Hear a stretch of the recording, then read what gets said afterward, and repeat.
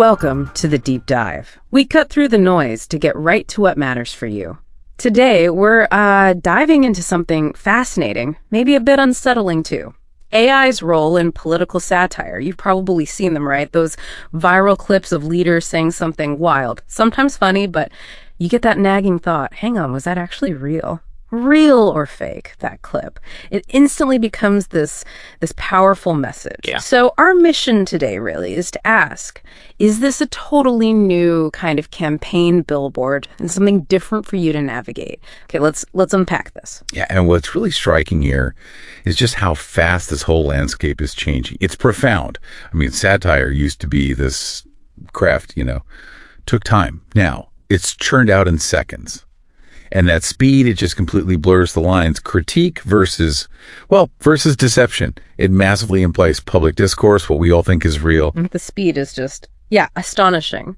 But it's interesting that speed also opens up some genuinely powerful doors for critique, doesn't it? Mm. It's not all bad news. There's a real upside, almost like a civic cheat code if you use AI the right way. Think about tools like Stable Diffusion, GPT-4. They're letting small creators, independent voices make satire that's quick, cheap, and wow, really impactful. We saw that amazing example, right? The comic in Nairobi. Deepfaked the parliament into a musical about potholes. That pothole musical, yeah. And it went viral. City crews were out fixing those potholes days later. I mean, that's incredible. It really is. And research backs this up too. Sharp, satirical memes, they can boost how well you remember policy details by like 28% compared to just reading the news. Yeah. Potholes filled because of a musical deepfake. That's almost poetic, isn't it? A surprising win for just getting things done civically. Yeah. That Nairobi example, that Civic Cheat Code, it shows the power, absolutely.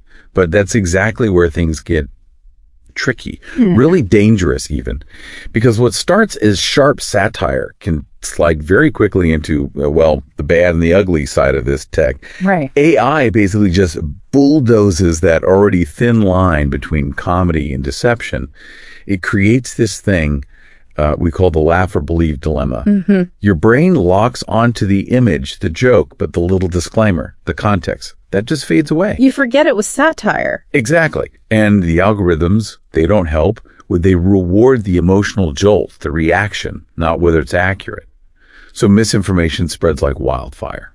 Connect that to the bigger picture, this ambiguity. It's often weaponized, designed to confuse you, not just entertain. And here's where it gets really disturbing. A 2023 study found, get this, 81% of AI political satire targeting women candidates use fake nudes or sexualized violence. 81%. Yeah. That's staggering. It is. And these aren't just jokes. They're meant to silence women, drive them out of politics. It leads to this truth fatigue where voters just get overwhelmed, they disengage. And who benefits from that? Autocrats. Low turnout helps them. It really makes you question the true cost of this tech. Okay, wow. The stakes you just laid out, they're incredibly high. So for you listening, how do we even start to navigate this digital minefield? What can we actually do to sort of armor up? Well, first tip is maybe the simplest. Just slow your scroll. Seriously, take 5 extra seconds, look closely. AI still messes up sometimes, right? Look for weird hands, odd ears, reflections that don't quite match in images. They're often a bit wonky. Yeah, those little tells are still there for now. And cross-check. If some wild claim only exists in memes or satire posts, it's probably, a prank or just made up. Also, vet the source. Check the profile. Does it look suspicious? Was it created yesterday? Red flags. And with deepfake voices, listen for those little robotic wobbles, unnatural pauses. Your ears can often pick up when something's off. And looking ahead, lawmakers are definitely scrambling. Mm-hmm. You see things like the EU's Draft AI Act trying to force content labeling, though figuring out the parody exception, that's still really tricky. I bet. Platforms are also experimenting, trying embedded watermarks, things called friction mandates, to basically slow down how quickly fakes can spread. But ultimately, many experts agree, the real key is AI literacy. Making it a core skill, like reading or math in schools, but really for everyone, equipping you to dissect this stuff, not just consume it passively. Right. So it's clear, whether it's used for good or not so good, AI satire isn't just another channel. It feels like a totally reimagined campaign billboard. It's cheap, it's incredibly catchy, and once you see it, often hard to unsee. Used well, it can genuinely drive action, boost engagement, like we saw with the potholes. Absolutely. But misused, it can just shred trust, undermine the whole democratic process, potentially.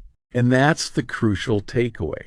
The fix isn't trying to ban jokes you can't legislate humor. It's about armoring yourself up with skepticism, being critical. You need to guard your attention, really, like you guard your vote. Because honestly, in this new landscape, they're becoming the same thing.